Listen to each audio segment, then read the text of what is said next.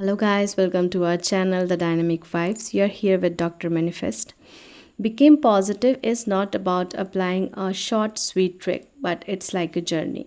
You must travel it if you want to reach your destination. You must walk.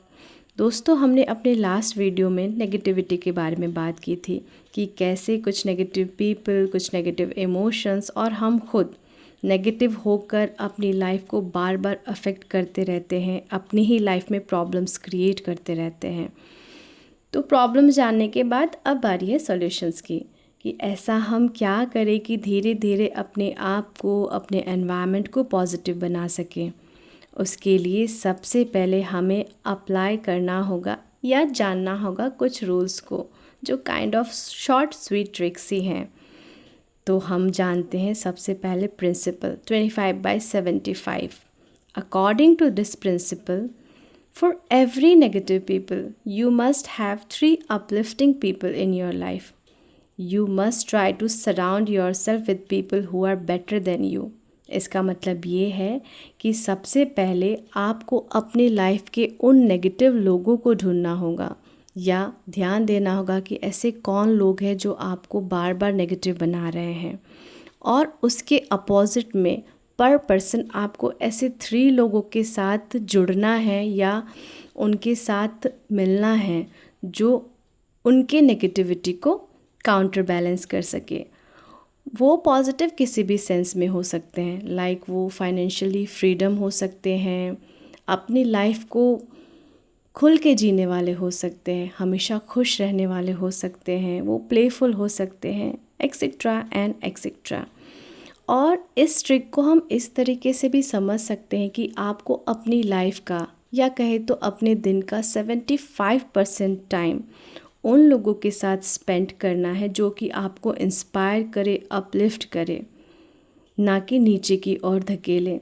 इसलिए अपनी life में सिर्फ उन लोगों के साथ टाइम स्पेंड मत कीजिए जो आपको प्यार करते हैं या जिनके साथ रहना आपको अच्छा लगता है। कुछ टाइम आपको उन लोगों को भी देना चाहिए जो आपकी लाइफ में आपको कुछ सिखाए, आपसे बेहतर हो। अब आप ये कहेंगे कि हमारे आसपास ऐसे लोग नहीं हैं, हमारा एनवायरनमेंट ऐसा नहीं है, but you have more solutions. Like आप कोई क्लास अटेंड कर सकते हैं, बुक्स पढ़ सकते हैं, कोई वर्कशॉप ले सकते हैं। आपको कुएं के उस मेंढक की तरह नहीं बनना है जो एक ही पर्टिकुलर एरिया में घूमता रहता है, बल्कि आपको उस बहती हुई नदी की मछली की तरह बनना है जिसका दायरा बड़ा है।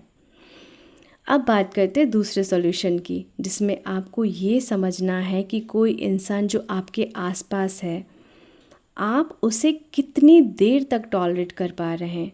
एक इंसान का प्रेजेंस, उसकी एनर्जी, उसके वाइब्स आपको महसूस करवा देते हैं कि आप उसके साथ कितनी देर खुशी खुशी रह सकते हैं।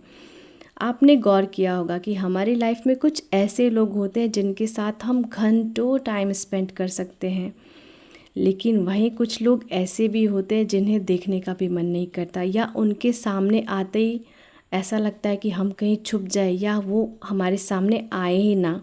इसे ही वाइब्स मैचिंग फिनोमेनन बोलते हैं। तो आपको ये डिसाइड करना है बहुत ज़्यादा कॉन्शियस होके कि ऐसे वो कौन से लोग हैं जिसके साथ आप 5 मिनट या 10 मिनट ही रह सकते हैं। कोशिश ये करनी है कि अगर वो इंसान सामने आए भी तो आप उसे अपना उतना ही टाइम दें जितने टाइम आप उनको टॉलरेट कर सके, और बहुत ज़्यादा कॉन्शियस होके वहाँ से हट जाएं। अब बात है नंबर 3 की, डोंट बी अ सेवियर। कुछ लोग ऐसे होते हैं जिनको लगता है कि मैं सबकी मदद कर सकता हूँ या फिर कर सकती हूँ। पहले मैं ऐसे ही थी, but the thing is the desire to save others is ego driven. If you try to be a problem solver, then we give advices to others very frequently. And when the people do not take our brilliant advices, we become frustrated. Again, the negativity got another chance. So, don't let your own need shape your response. You just have to be conscious. Don't attempt to fix a problem unless you have necessary skills. फ़र्ज़ कीजिए आपका कोई friend डूब रहा है, आपको तैरना नहीं आता, तो आपको ऐसे में क्या करना चाहिए? क्या पानी में कूद जाना चाहिए या किसी को मदद के लिए बुलाना चाहिए? समझदार को तो इशारा ही काफ़ी है। इसलिए अगर आपके पास वो एनर्जी, वो एक्सपीरियंस नहीं है जो सामने वाले की मदद कर सके, then introduce them to the people or ideas might help them. Maybe someone else is their rescuer, not you. So be conscious. Working from outside in is the natural way of decluttering. Once we recognize and begin to neutralize the external negativities, we become more able to see our own negative tendency and begin to reverse them. Sometimes we deny our responsibility for the negativity, but the negativity doesn't always come from other people and it isn't always spoken aloud. Envy, complaint, anger, it's easier to blame those around us for a culture of negativity. But purifying our own thought will protect us from the influence of others. When we derive joy from others' failure, we are building our houses and pride on the rocky foundation of someone else's imperfection.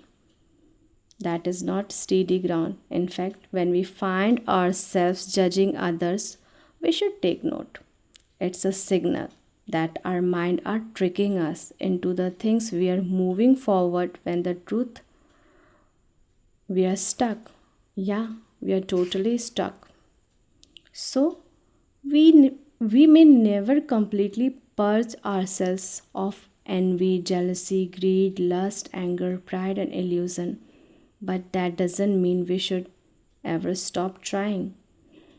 We think freedom means being able to say whatever we want. We think freedom means that we can pursue all our desires. But the real freedom is letting go of things not wanted. The unchecked desire may lead us to unwanted ends.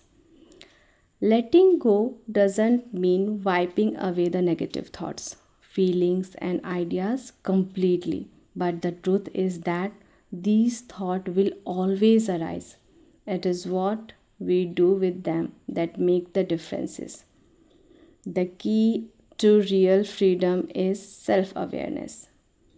In your evolution of your own negativity, keep in mind that even small actions have consequences. Even when we become more aware of other negativity and say, she's always complaining, we ourselves are being negative. Like the Dalai Lama said, if you think you are too small to make a difference, try sleeping with a mosquito. Pity na? Negative thoughts and words are like mosquitoes. Even the smallest one can rob us our peace. Yes, that's the truth. So, guys, this is it for today. Thank you so much. Be positive, be conscious, be alert. Breathe, breathe, and breathe consciously. It's the only way, guys. You must have to do it. If you want peace, you must breathe. Thank you so much. I'm so grateful. I'm so grateful and thankful for listening me. Thank you so much.